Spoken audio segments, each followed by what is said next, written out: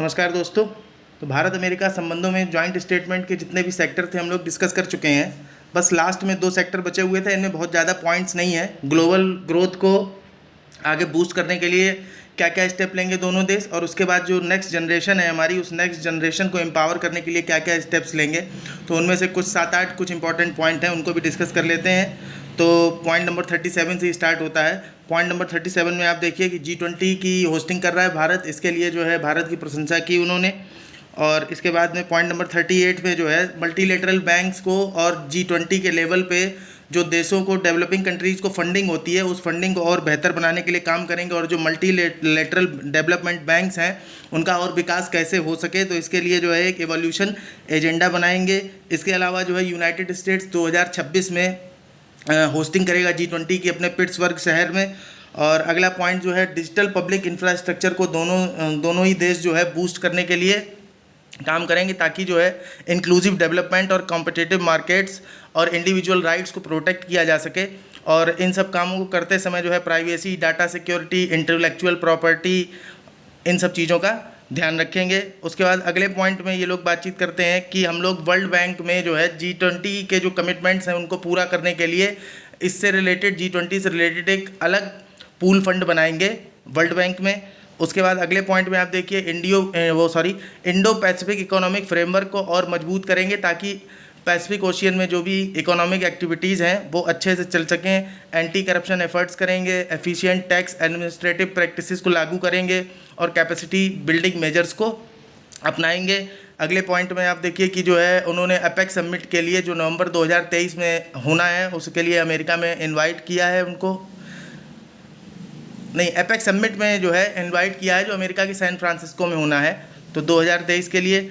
और उसके बाद जो है दोनों ही देशों ने अपने व्यापार को लेकर एक खुशी जताई कि जो है 2022 तक हम लोगों का व्यापार 191 बिलियन डॉलर तक पहुंच चुका है, जो कि 2014 से डबल हो गया है।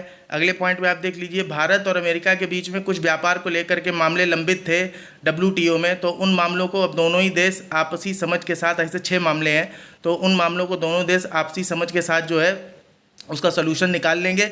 और साथ में इंडिया ने ये कहा कि US generalized system of preferences program में, मीन्स व्यापार में जो है अमेरिका कुछ वरीयता देता है कुछ देशों को जो डेवलपिंग कंट्रीज़ हैं।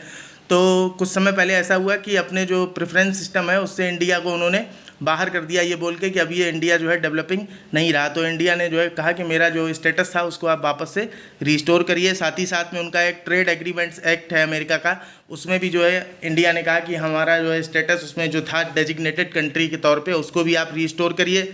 उसके बाद जो है दोनों ही देशों ने इनोवेशन हैंडशेक के कॉन्सेप्ट की तारीफ़ की, यानी आगे हम लोग फ्यूचर में जो इनोवेशन हैंडशेक करेंगे। ये जो है PT के दृष्टिकोण से इंपॉर्टेंट है, आप इसको एक बार देख लीजिए। इनोवेशन हैंडशेक के बारे में आपसे पूछा जा सकता है। तो इनोवेशन हैंडशेक क्या है? इनोवेशन, ये देखिए स्क्रीन पे दिख रहा होगा आपको ब्लू कलर में। Innovation handshake demonstrate the resolve on both sides to further bolster their shared vision on an elevated strategic technology partnership, leveraging the strength and ingenuity of their respective private sectors to identify new innovations and match them with industry requirements across the priority sectors identified under the ICET framework. Means दोनों ही देशों के private sector जो है आपस में collaboration करेंगे, new innovations की तरफ बढ़ेंगे, जो प्रायोरिटी सेक्टर हैं उनमें पहचान करेंगे जहाँ जहाँ इनोवेशन की ज़रूरत है, और ये काम होगा ICET फ्रेमवर्क के अंदर जो है। तो इनोवेशन हैंडशेक का कॉन्सेप्ट जो है ये ICET फ्रेमवर्क के अंदर है। नेक्स्ट पॉइंट आप देख लीजिए कि बोइंग जो है उसने अनाउंस किया कि $100 मिलियन का इन्वेस्टमेंट करेगी भारत में, जो पायलट्स हैं उनको ट्रेनिंग देने के लिए, उससे रिलेटेड इंफ्रास्ट्रक्चर बनाएगी। और साथ में अगले 20 सालों में जो है 31,000 न्यू पायलट्स को सपोर्ट करेगी अपने इस प्रोग्राम के थ्रू। साथ ही साथ में भारत में एक MRO फैसिलिटी भी स्थापित करेगी। और ये ध्यान रखना है अपने को कि एयर इंडिया के साथ में बोइंग का जो है कॉन्ट्रैक्ट साइन हुआ है, 200 अमेरिकन मेड एयरक्राफ्ट जो है वो खरीदेगा भारत। उसके बाद आप देखिए फ्यूचर जनरेशन्स के लिए आगे जो है और हेल्थ के लिए हमारे लोगों को क्या जो है दोनों देश स्टेप उठाएंगे। तो एक बाइलेटरल एजुकेशन पार्टनरशिप जो होगी, इस पर एक नई टास्क फोर्स का गठन करेंगे बाइलेटरल एजुकेशन पार्टनरशिप पर।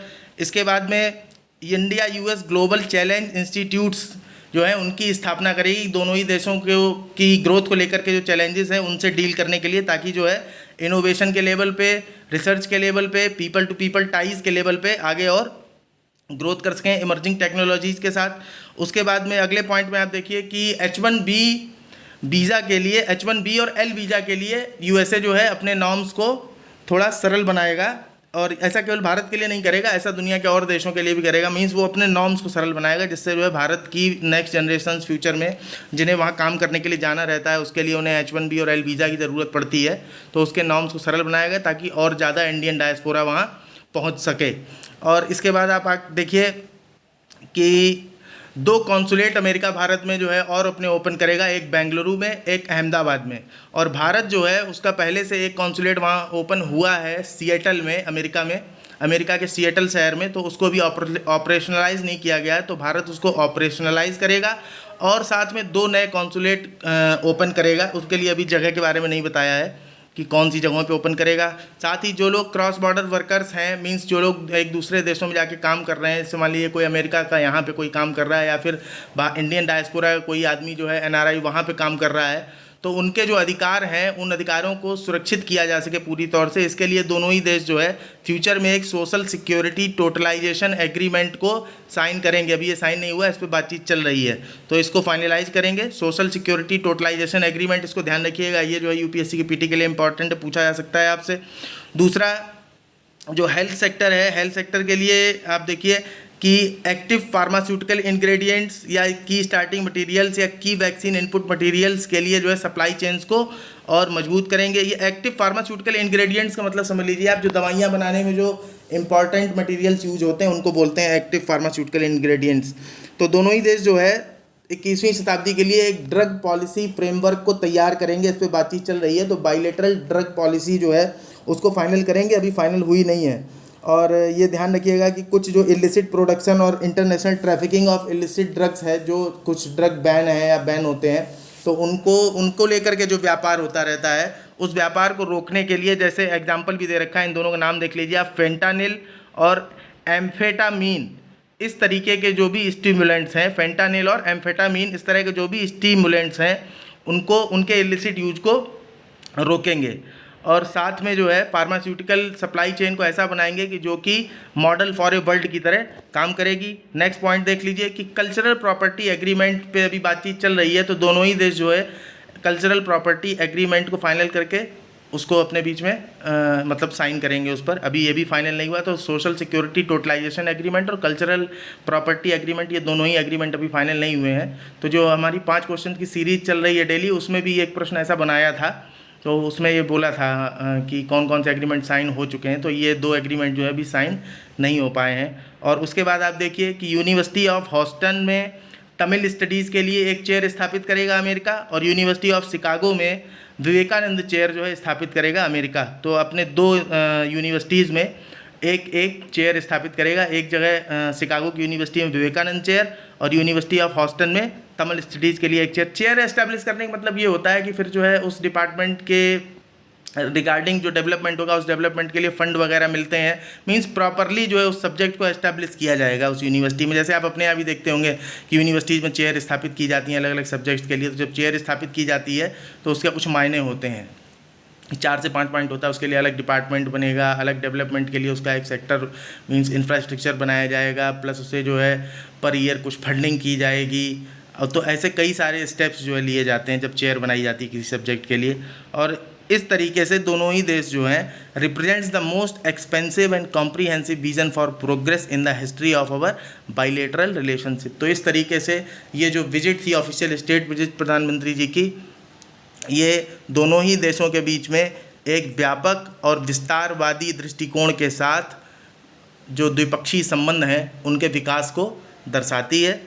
और इसी के साथ हमारा ये वीडियो जो है यहाँ पर समाप्त होता है। अब हम लोगों ने जो है भारत अमेरिका संबंध में जो भी डेवलपमेंट हुए हैं अभी तक, सारे डेवलपमेंट हमने कवर कर लिए हैं, चाहे वो एनर्जी के क्षेत्र से हो, चाहे वो डिफेंस के क्षेत्र से हो, चाहे जो है ग्लोबल ग्रोथ के लिए हो, चाहे हमारा जो स्ट्रेटजिक व्यू हो देश दुनिया के लिए, या फिर जो हम अपनी नेक्स्ट जनरेशन के फ्यूचर के लिए जो कुछ भी हमने आपस में एग्रीमेंट किए, तो सारा कुछ हम लोग डिस्कस कर चुके हैं। तो सारे वीडियो जो पड़े हुए हैं, अगर कोई देखना चाहे तो आप उसको जो है पूरा देख के समझ सकते हैं कि भारत अमेरिका द्विपक्षीय संबंधों में किस तरीके से जो है विकास हुआ है और कैसे जो है दोनों देशों के संबंध वार्ता के स्तर से शुरू होकर के रणनीतिक साझेदारी तक पहुँचे और रणनीतिक साझेदारी से अब हम लोग जो है टेक्नोलॉजी ट्रांसफ़र, को प्रोडक्शन, को डेवलपमेंट के लेवल पर आकर के हमारे संबंध जो हैं वो अब नेक्स्ट जनरेशन में ट्रांसफ़र हो गए हैं।